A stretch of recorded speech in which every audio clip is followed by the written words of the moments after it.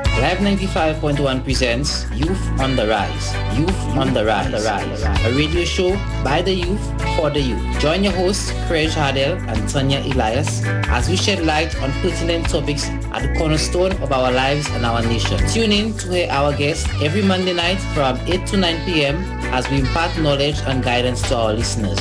Don't forget, every Monday night from 8 to 9 p.m. on Live 95.1 FM. Youth on the Rise.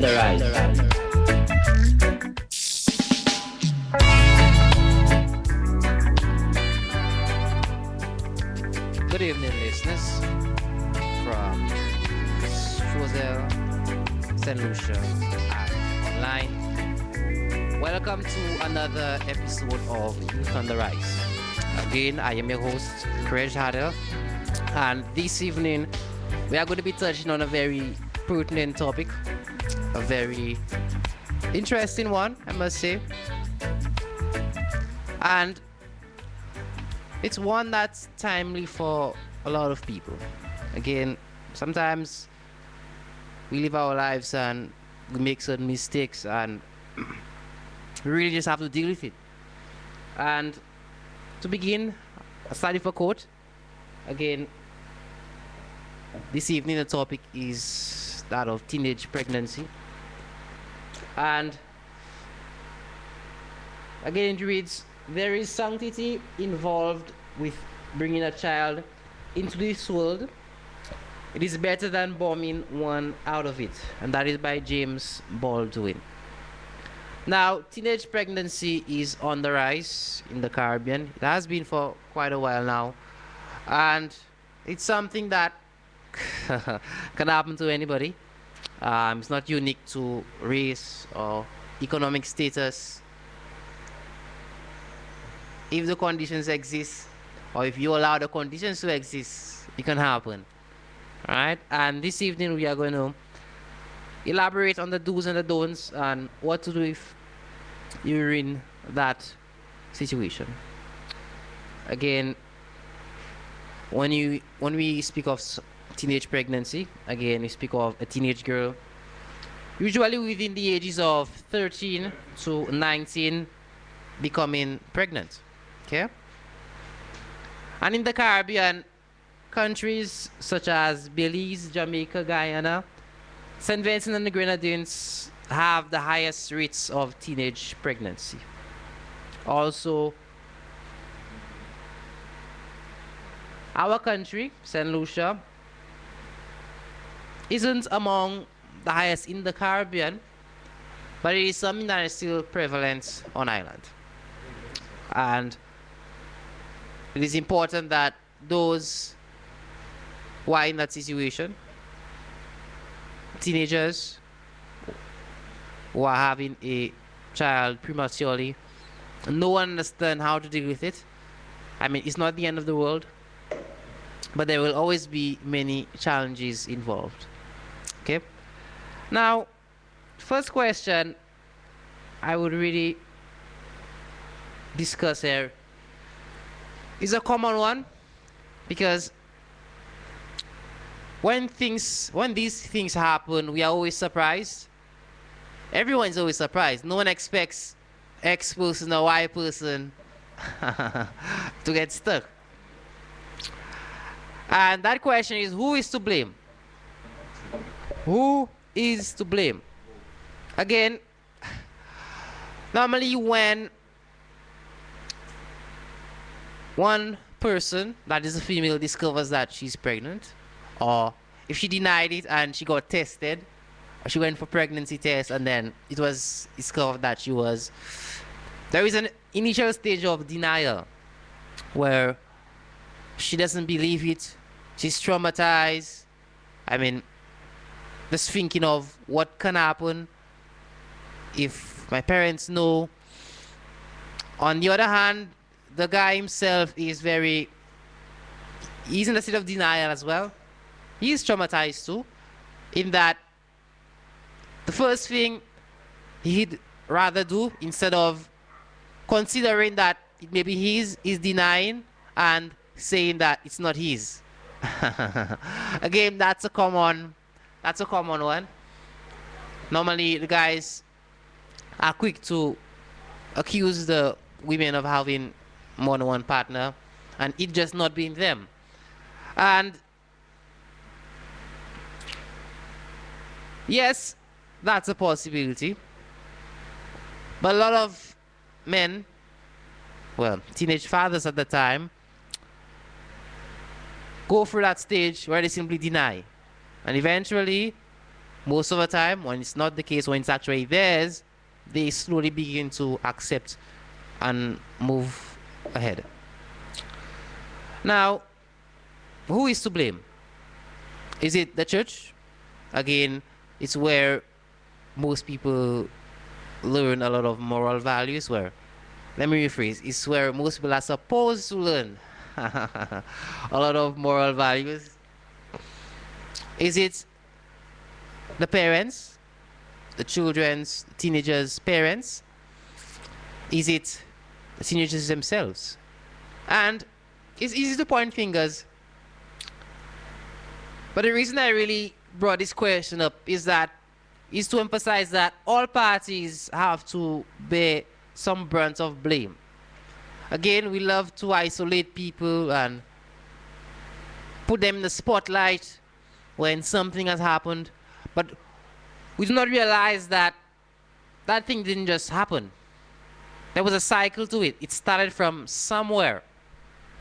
So if it was a child who was rather delinquent and promiscuous, again, how did that child become that way? Again, we look at the values that that child picked up, the influences that that child had, the role models that child looked up to. And all these things need to be considered. Okay? Now, as we all know, again, I'm not an expert on this topic. As we all know, the church, again, has some responsibility for the moral upkeeping and upbringing of an individual, not as a child, all individuals. And they may not necessarily immediately get the blame. My point is that when such things happen,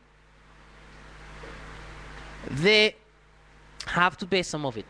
In that, it's still an embarrassment somewhat for, yes, it's the child's fault. Yes, it's the two of them. It's their fault. Rather, within the institution, within the church, I'm emphasizing there, it's still somewhat of a failure. And yes, we still try to preach what is right, but still that child sort of slipped through. And from that standpoint, they have a bit of responsibility to take.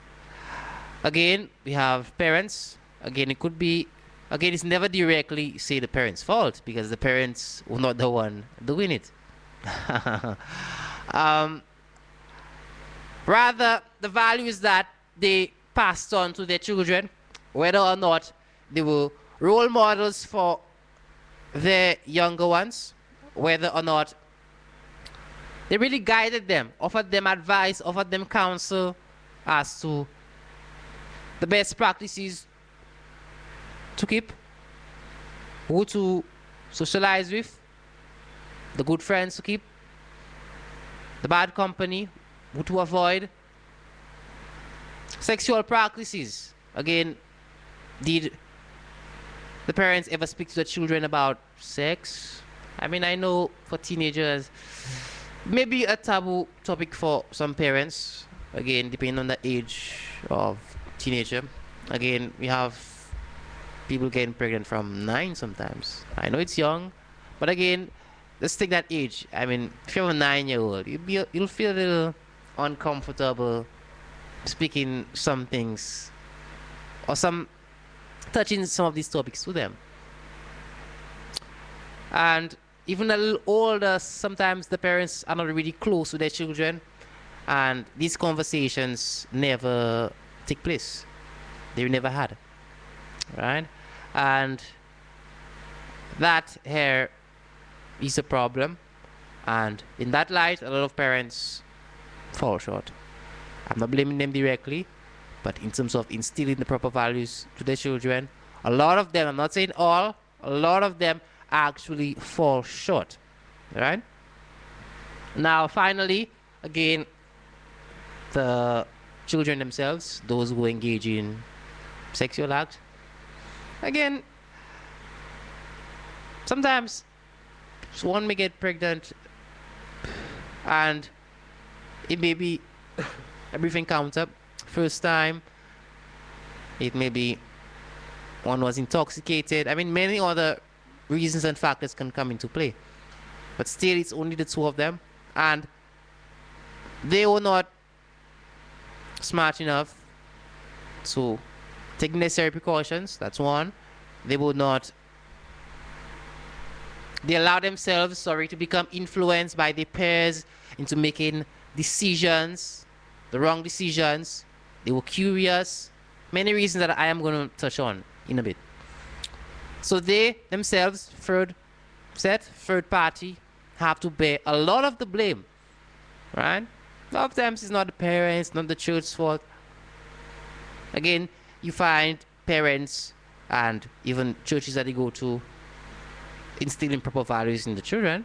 I'm not going at any church here in any way, but yeah, you find children being brought up well, and still they go astray in that they still deviate sharply from what they're taught. And yes, they would bear the brunt of the blame in that situation. Now, why do teenagers have sex? Again, there are two main reasons. Why do they have sex earlier than they prepared for? One is curiosity. Again, that's an obvious one, but hey, yes, you hear it everywhere. Sometimes they even see it, be it on TV or around, and they're curious. They want to try it too. They want to know how it feels. They want to experiment. That's common, and they end up just doing it. And it's bad because they're not ready for the consequences of such actions. Again, I have discussed that on a previous segment. But yes, that is why, despite those feelings, again, these are the ages where the hormones of teenagers become a lot more active. Again, you have a growth spurt, so they begin growing a bit quicker, and they're very moody. A lot of mood swings, a lot of feelings there. So it's natural for them to want that. However, you should not be engaging in it at all. Another reason is peer pressure. Again, a lot of teenagers do the act for the first time because they were pressured into doing so. Be it by a friend, be it by a group of friends that they are around, or be it by the partner, the person who wanted it. It could be the person who was older, right? The person was older than them. It could be the person who was the same age but a little more exposed, if you will. That's a scenario as well. And it is bad because a lot of times they give in not at their free will. In other words, they don't really want it, but they do it anyway. Again, I wouldn't classify it as rape, although we have these situations as well, and those people who have sex, yes, they didn't get pregnant or whatnot, they never come forward. But however, a lot of times they get forced into doing it the first time. Okay? And that is very bad as well. So these are the two main reasons why teenagers engage in sex very early. Again, listeners, if you want to make a contribution to the discussion, to this ongoing topic. Again, we're talking teenage pregnancy here. Again, the number to call, either you call or you send us a WhatsApp message, is 714. Make sure you write it down. 714-5574. I'll repeat once more. Again, people feel free. I won't, your name won't be mentioned or anything. Again, it's our discussion. I would love to hear what the listeners think. I would love to hear the insights on the issues. Yes, I give a lot of information, but I would love if you had if we have somewhat of an exchange, and really we have a chance to really learn from each other, and even different things that may not have been highlighted as yet. Okay, that is very appreciated, and I believe that is very necessary for all parties and for us to fully be engrossed and benefit from this discussion. So please feel free. Okay, so these are the two main reasons why teenagers have sex early. Now, I want to focus a bit on the parents here. And a few minutes ago, I did say that I was going to come back to them. And I want to focus on them because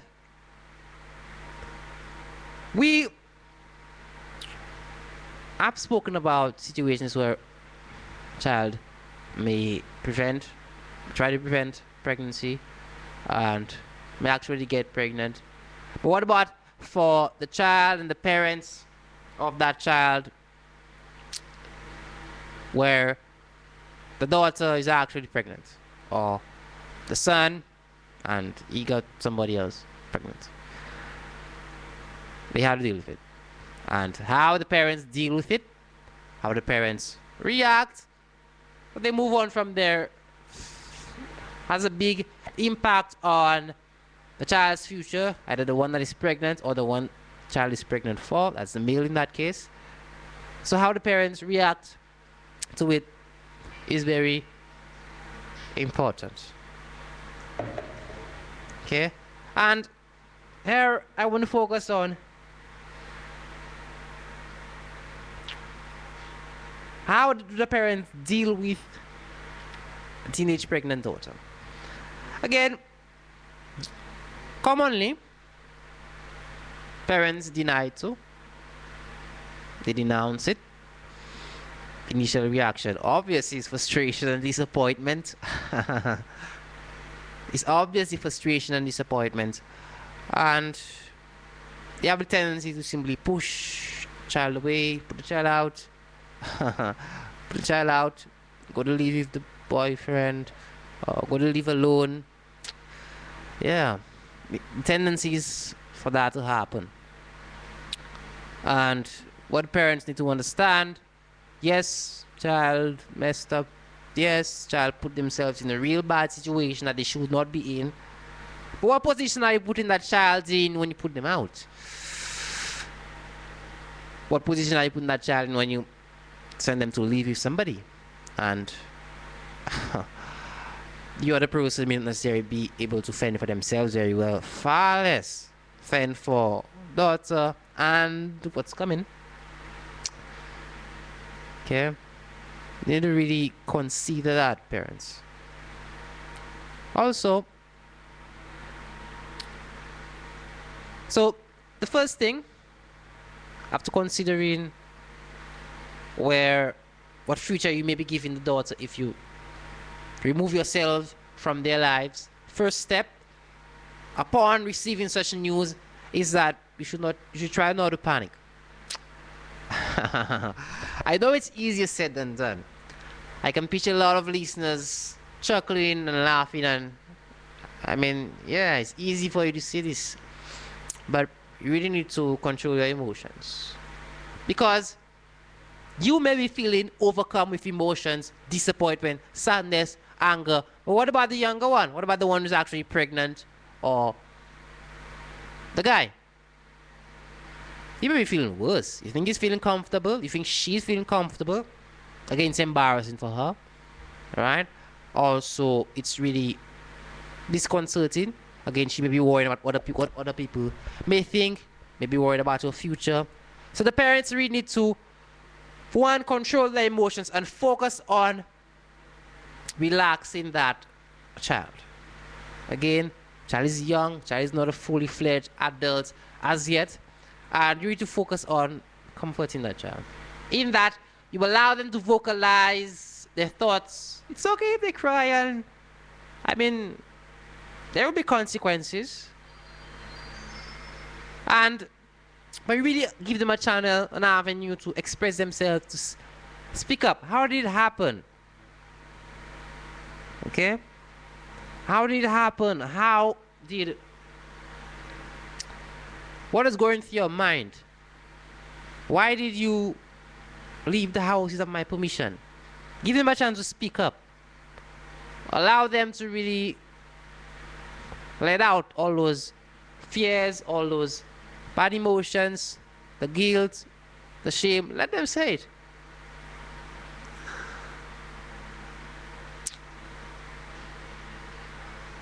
Again, it's still your child, and really and truly, you are still responsible for them. And a child being able to express themselves during such a torrid time is important because, again, remember that child is not prepared for what they just did, and they need help. As much as you are ashy, you want to look for it, or decisively, I mean, they didn't actually want it, but as much as you feel like they deserve it, they're not ready. Right? And you really need to, in a sense, put your arms around them. Yes, you're disappointed. That's understandable. But that initial consolation is actually important. So do not kick your daughter out. Spoke of that already. Focus on understanding how she feels now. Touch on that as well. Again, after you've commiserated with them, you've comforted them, allowed them to speak, then you focus on having them know the consequences of their actions. I'm hoping you're writing down. I hope you guys are writing down. And don't just write it down and store it somewhere and you never look at it. Remember that you wrote this, you listen to it, and use it. Okay? Focus on making them realize the consequence of that, the consequences of their actions. Because yes, the situation that they're in, there will be consequences. Yes, they may not feel as overwhelmed with emotion, with panic. Yes, there's generally still would be. But there are consequences, and there's no two ways around it. There's no escaping it, and that has to be discussed, and that has to be fully shown and outlined. And that's a necessary discussion that needs to take place. Next, you need to find out if the father knows about it. Okay? So for the daughter, find out if the father knows about it. Alright? After they've calmed down and you guys are beginning to speak for things, yeah, find out if he knows about it. Bring him in. And that's the time where final of them actually abscond. And it's sad. But man, I'll touch on you just now. It's a very necessary stage. And it's actually a stage of maturity because it's a lot at stake here. But parents of the daughter who has been impregnated, again, a bit of dialogue, a bit of discussion has to happen there. Now, between the boy and the girl, normally what you find is a lot of quarreling. Again,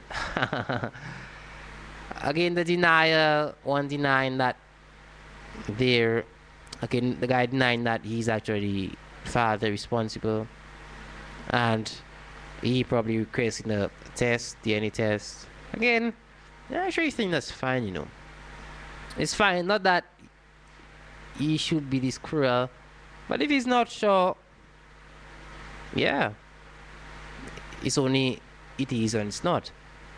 And I don't see it problematic that a guy asks for a DNA test. That is positive or it's negative. If it's positive, I mean, there's no argument there anymore. It's negative where somebody else. And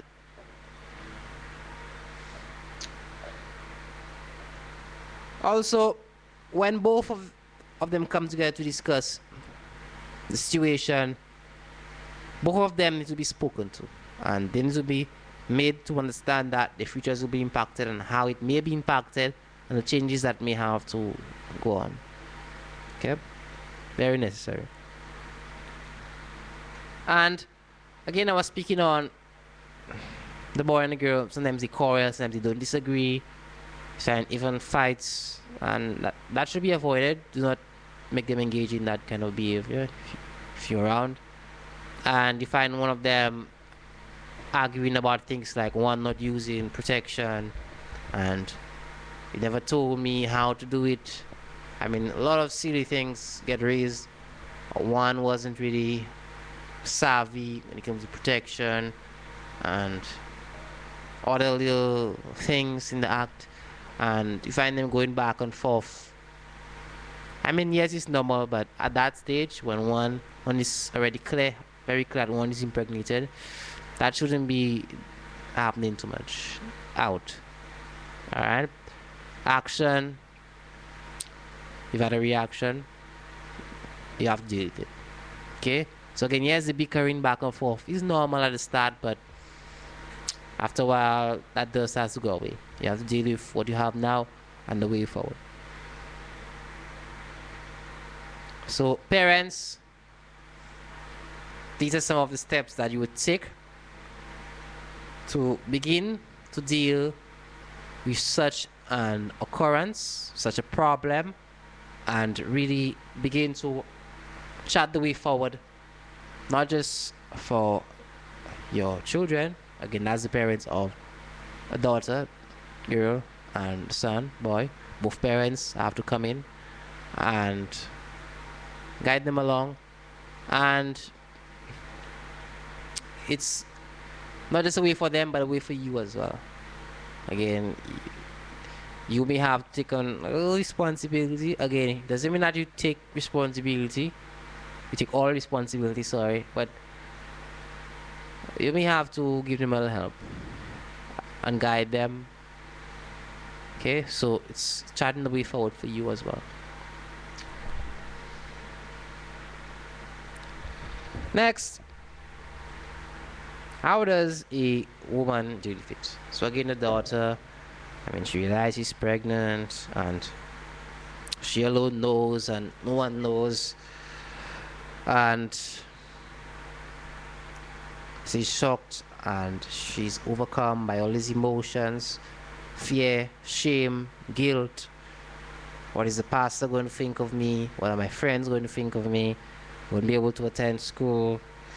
Again, their mind will be racing like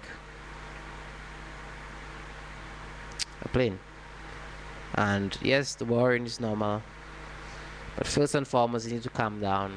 Don't panic. Do not attempt any suicide. Do not get suicidal. Relax. Yes, you didn't want it. You're not ready, but don't panic. First step. Next, secondly, if you're not certain, again, sometimes we have scares in that we think, but it's not necessarily the case. Go for a pregnancy test. If you're not sure, clarify. Then if it's positive, you are, and you feel like you're too overwhelmed and it's not showing yet, but you know that, I mean, they'll know. You speak to somebody that you can trust. You either go to somebody that you can trust, tell them about it, or you go to your parents. I mean, it has to come out. I know it's scary. I know those probably who may be in that situation or have had variants of it may be a bit surprised at my comments, but yes, it actually is a mature thing to do. Okay, and I mean, it's there already. I wouldn't condone abortion. Again, I know there are countries where it's legal, it happens, But in St. Lucia, where we are, it's not. And you need to tell somebody. If it's not your parents, tell somebody you can trust. Of course, it will come out. It's imminent. But tell somebody you're comfortable with and they won't just blow it up for the entire world to hear. Alright? Again, if it's positive, it tests positive. If you know for sure that you're pregnant and you know who, tell the father. Let him know. Let him know. Let him know. Even if parents don't know yet, let him know. Okay? And then, again, sometimes, I mean, it's sad, but a lot of females also, when they tell fathers and they deny and they try to run and they try to, I mean, really distance themselves from you, they end up being on their own. And when they actually go to the parents, they get kicked out. I mean, situations happen. But it's important that both parties are aware, and females did not handle that burden on your own. Now, how does a man deal with it? A guy, again, you get told, obviously you're not the one carrying the child, and you get told that you got one coming, or you put it there, or you get told that I'm pregnant for you. Don't panic. I know blood pressure will go high. Again, we're talking about teenagers there. Okay. Again, you begin to worry about responsibility, finances. Again, you're not carrying a child. Again, these things will go through your head, and first and foremost, not panic. Control your emotions. Yes, it's normal to feel extremes.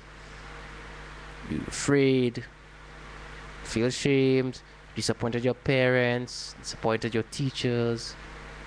Yes, normal. First, don't panic. Secondly, take responsibility. Now, when I say take responsibility, obviously, you're not even in a position to take care of yourself yet. However, do not run from the situation. A lot of guys do that, especially if, say, it was just a one-off thing, in that there wasn't any relationship there. The guys run, they run quick. And a real guy, real man, if you will, would not do that. Okay? So if you have to go to your parents, or tell them and yours that together, do so. Alright? It lessens the burden on the female. So, strange as it sounds, it does. And no one wants to feel that they're in X or Y, or they're in such a situation on their own. And yes, it doesn't eliminate the problem, for sure it doesn't. But it's not as disconcerting. Alright, so guys, who have one on the way, hold up to it. I mean, it's yours, so you put it there. She didn't just do it on her own. And yeah, again, for you, in your case, your life will change. More, you'll have to incur consequences too. Delayed decisions. If you're not doing something, you better get moving. Better find something. You have to bring some money in.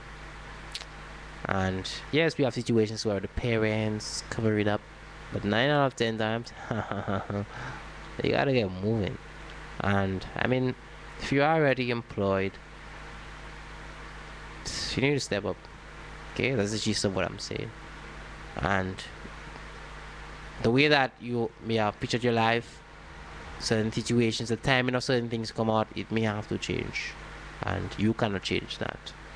Same way that she cannot, you cannot, because the two of you are in this together, right? Following next, you have to plan. So, two of you and the two families, and you know, it all have to plan what is going to be the way forward, what arrangements are going to be made to accommodate a newborn child, and how much responsibility is going to be put on two of them, whether two of them are going to work. You'll figure it out. Okay, that's a more mature way of dealing with it, instead of one running, denying, aborting. No, no, no. Okay, you're creating more problems. Next, when you look at parents, again, go back to parents, some of them deny because of not just they not believing such a thing happened, or they being disappointed in their children. However, they themselves feel shame in that, especially if they hold position of power. So if they were the religious minister or say, I don't want to mention positions, but if they're popular, and some of them they close off because of that. Again, it's your child. You should be, yes, it's not your situation, but you shouldn't be putting yourself above them in that regard. Alright? So you find some of them, they disown the child immediately. I don't want anything to do with you. You're gonna hurt my ego, you're gonna hurt my status as somebody prominent, somebody to look up to. Yes, that's important. Your reputation is important, but it doesn't mean you should put your child down the drain. If you see your child, still your son or your daughter. And yeah, so again, find a lot of parents in religious ministries, a lot of parents in religious ministries, say even fathers, pastors, not wanting such situations to come out, sending the daughters away. I mean, these things happen. But still, it's everybody's responsibility. Yes, it's their cross carry, but it's still everybody's responsibility, still everybody's problem, and you shouldn't run away from it in that sense. Alright? So bear that in mind, parents, not just parents, but family members as well, who may want to immediately disassociate yourself from either the female that is pregnant or the male who female is pregnant for. Alright? Now, next thing that I want to touch on is debate of contraceptives. And normally, when such topics come up, again, teenage pregnancy, people normally say, just start distributing condoms, give all of them condoms, distribute it for the school, distribute it in the community, make it free. And it's touchy. You have examined many sides of the argument, and it's touchy. The thing is, one side says that, or one group people argue that, one, distributing contraceptives too early, whether it's male, female, but commonly it's a male one that gets it distributed. Distributing contraceptives too early encourages the younger ones to have sex early. Like, it's okay to become sexually active in your early teens, not even in your late teens too. It's okay. It gives them that idea. And the other side of that argument really says that instead of going unprotected, give them a means of defense. Give it to them. And I would not actually take a position on that, because it's actually quite nuanced. Yes, I understand the side of not actually wanting to encourage early sexual activity. I understand that side pretty well. Also, they need to protect themselves. They need to become aware. What if somebody forced them in that, they pressured them to do it? And it could be a female too, I mean, females pressure guys too. We tend to think that it's only male who pressure females to do it, but I mean, females do it as well. But on that person's own accord, it's that person's right to protect themselves. Alright? So even if they're forced to, again, you will have that defense. Okay, it's not foolproof in that it doesn't mean you won't get pregnant, but at least You can take some steps to prevent it. You can take a step to prevent it. And I believe the condoms are good, but not them being distributed too young, like say 10 to 15. That is too young, and even a little higher, no. And also another tangent to that situation is where people wanting to become sexually active, but they don't have the money to buy the condoms, and also they're ashamed to go and buy it, yeah, again, we hide it, we do not speak about such, but yeah, they're embarrassed to go buy it. So even if they know that it's wise to use a condom, you hear it on TV all the time, you hear it from me too, you're afraid to go buy it. And no one deny that such discriminations are there if you go to buy condoms, especially if among people who know you. Of course you're gonna get stares, and it's touchy. I would agree it's touchy. Again, what where the parents come in my view, is that you need to speak to your children, you need to sensitize them on all these measures. When condoms, you don't need to introduce it to them or give them a condom, but at least have them know that if they ever have to have sex, especially at this point or not ready for it, and even if they're financially capable, sometimes people just don't want children, so you have to factor that in. They use the condom, protect themselves. You never know what the partner may be carrying. You never know what diseases the partner may be carrying. It takes one, same way it takes only one time to get pregnant. If all conditions are met, it takes one time to get a disease as well, an STD, an STI, and you really need to pay heed and be cautious when it comes to that as well. Again, contraceptive debate is ongoing. Then there have been a few programs around where condoms have been distributed, and people, those who are actually using contraceptives, it's one thing that I don't encourage you to be cheap on. In other words, if you know it's not that good, buy a good one. And I say that in that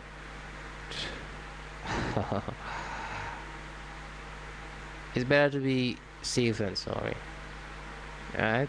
And that is if you do use protection, especially if you're a little younger, make sure that it's good, make sure it's not expired, make sure it's intact. Okay? That is important. Okay, it's not just protecting your partner, but you're protecting yourself as well. Now, parents and their relationships with their children. Again, that is a huge problem, in that parents are really connected with their children enough to have conversations about such issues, and that has to change.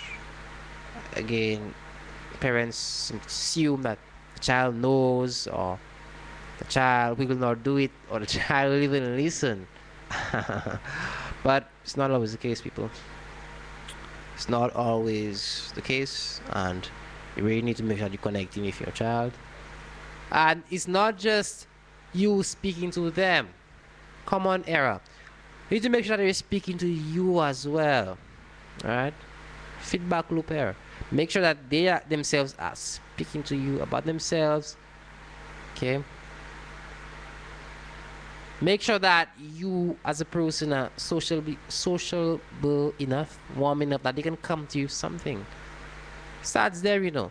If the child feels that I cannot come to my parent for X or Y or Z reason, or I don't feel comfortable coming to them, I don't feel close enough to them to do so, they won't. And you don't say you try to talk to your child, your children. If the rapport is not there, they won't come to you. I don't understand why a lot of parents are surprised. Alright? Get close to your children.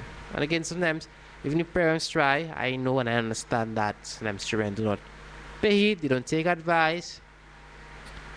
But from early, it has to begin. Maybe you started too late and really lost a child. Alright? It's a cycle, you know. You love to blame and pour hot water on children who actually end up pregnant. And those who actually begin early sexual acts and do it rampantly. In other words, they're very prone to either contracting an infection or getting pregnant. Again, cycle starts. Children have to be brought up properly. Again, now we live in a time where, especially with the technology that we have at our fingertips, especially, that children get exposed to a lot. Children see a lot. If they don't have it on the cell phone, somebody shows it to them. Again, parents, when children are very young, don't buy them those expensive cell phones because when you think that it's actually schoolwork that they're doing, not all the time. Right? I'm not sure. I'm not saying that they don't use them constructively, but if you really were to have a look, secret look one of these days, you'd be surprised what you'd see.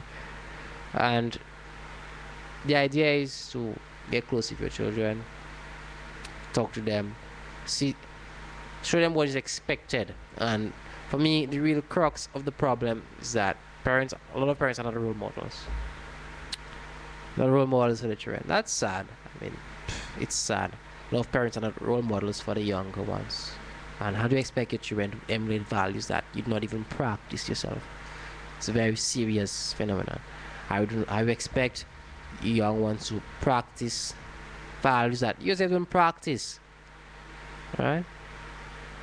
If a different guy is coming in all the time, really, that's expect your son or your daughter to do better. Okay? If a child is growing up single parent and there's no stability in the home, in that many partners, probably what the child hears at night, I mean, what the child sees on TV, yeah, this thing's seeping. And even as young as infant, primary school, I mean, I'm exposed to it, I see it.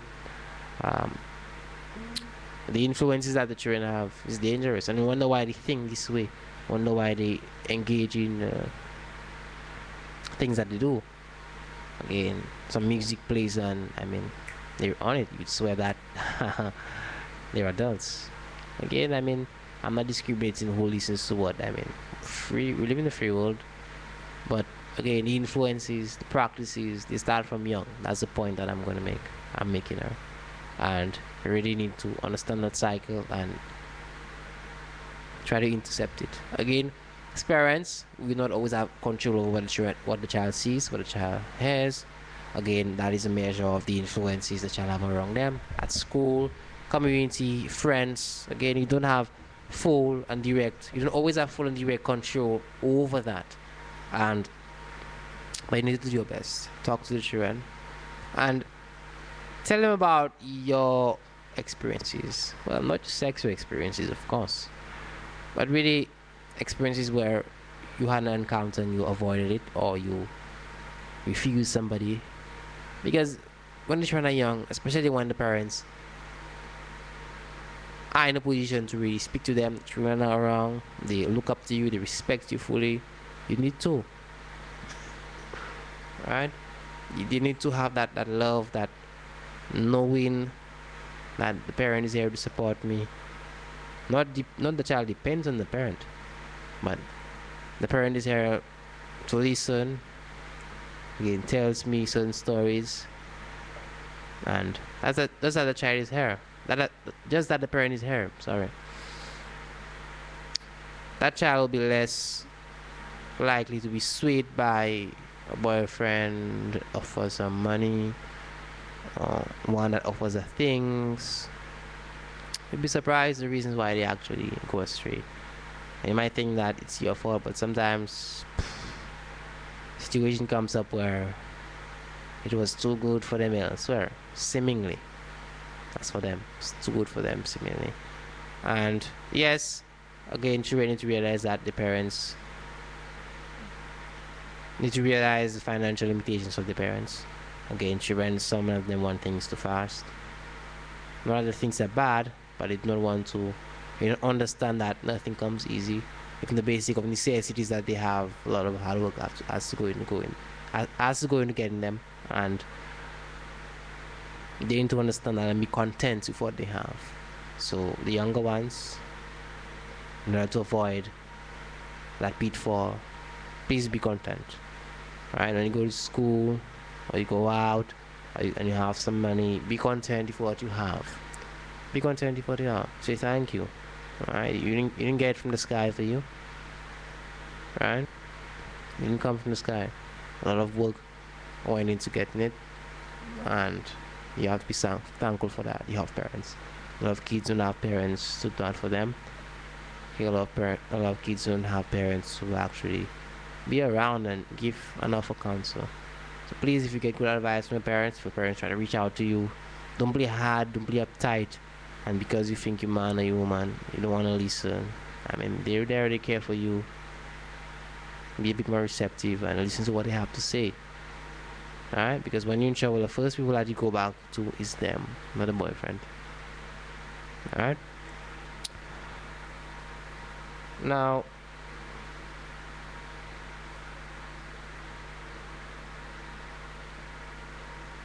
normally,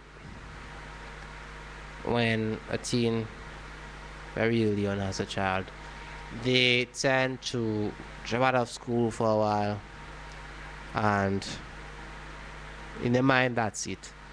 Like education, done. And fellow listeners, that's not always the case.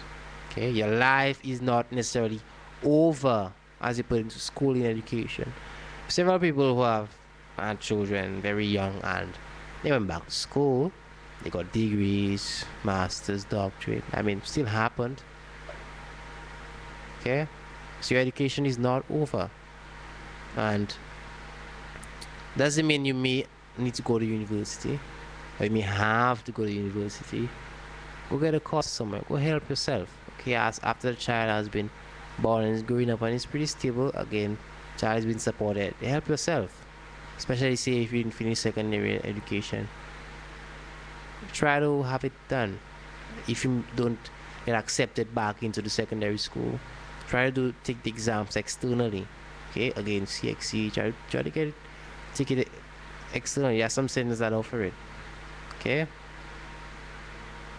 It's not just always go to secondary school, and even tertiary level programs. Try to enroll yourself, right? Not because you have a child that you think you won't get accepted or you have no chance. So many people who go through tertiary institutions and they have children. I know countless of them, and yeah. So what? All right. So what? So it's not the end of the world for you, as it pertains to your education. Not feel that because you have a child young that there's no hope for you when it comes to learning or attaining the education, the level of education that you wanted to. And an interesting statistic is that, again, throughout the world, again, to demonstrate how glaring teenage pregnancy is that 16 million women, again, 15 to 19 years, give birth each year, and that is about 11% of all births worldwide, and that was by the World Health Organization. And such statistics really show how big of a world problem it is. So it's not just St. Lucia, it's not just the Caribbean. I mean, it's prevalent everywhere. So not think that you're the worst person in the world or you're hopeless. Again, a lot of mothers, especially, they beat themselves up, especially they have the burden of a child to take care of. They feel like their lives have been put on hold. I mean, it's a lot more common than you think. That doesn't justify it in any particular way, don't get me wrong, but it's a lot more common. Okay, and it's not the end of the world.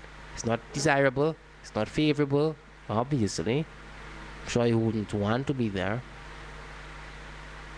but it's not the end of the world. Your future is not lost. I just said earlier, quite a bit earlier in the segment, that yes, your future may have to change, your timing of certain things may have to change, but that's it. Doesn't mean that it's lost, doesn't mean that it's completely gone, doesn't mean that you're hopeless. Okay? And listeners,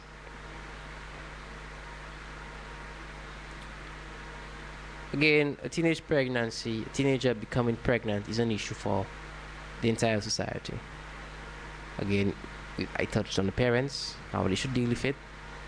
I touched on teenagers themselves, like in the church. Again, if someone around you is pregnant, again, you need to be a bit more empathetic. Again, we love to point fingers, love to laugh, love to discriminate, but people, you're not cut from a different cloth. In other words, it can happen to you too.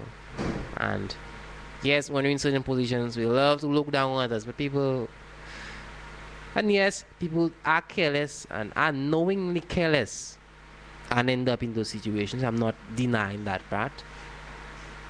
But do not discriminate. Alright? Because you don't know, a lot of people do not understand the added pressure that they're putting onto those people who are actually in those situations. They're people too. They are people too. Listeners, this is actually the end of my segment. And on Ireland, there are programs to help teenage mothers, fathers as well. Again, during my search, I didn't really find many of them, but there are a few. And if someone is listening and they're not certain, you could always contact the ministries, relevant ministries, and always find out what's available for them. Alright? Because it's important that if help is needed, they get help. They get help not just to deal with a new child, and being prepared for that child, but to deal with themselves as well. Okay? So listeners, this is the end of my segment. Again, I hope that you learn a lot. I hope that you really take heed of what I'm saying, even if you're not pregnant or you're not expecting a child. And remember, in my earlier quote, I said that there is sanctity involved in bringing a child into this world. It is better than bombing one out of it. Okay? What this says is that yes, a child is not a bad thing. Right? Child is not a bad thing, but that doesn't mean that you get rid of the child or it corrupts your life. Okay? Simply deal with it. This has been another episode of Youth on the Rise. Again, I am your host, Craig Adel, and this topic was an interesting one. And please, if you miss the show, if you know somebody who missed the show and they want to catch on, so what to discuss, please check out in a few days for this segment in particular and others, our Facebook page, Youth on the Rise. Please give us a like, give us some support. We really appreciate your encouragement and you following us. And also check out our YouTube channel, Youth on the Rise, again, same name, so that you can access the content that has been presented, not just for this segment, but for previous ones. Okay, it's really important that you get the content, you learn from it, and that you sensitize others. Okay, again, I'm your host, Craig Adel. I'd like to thank you for listening. Stay tuned for next week's segment. Good evening and goodbye.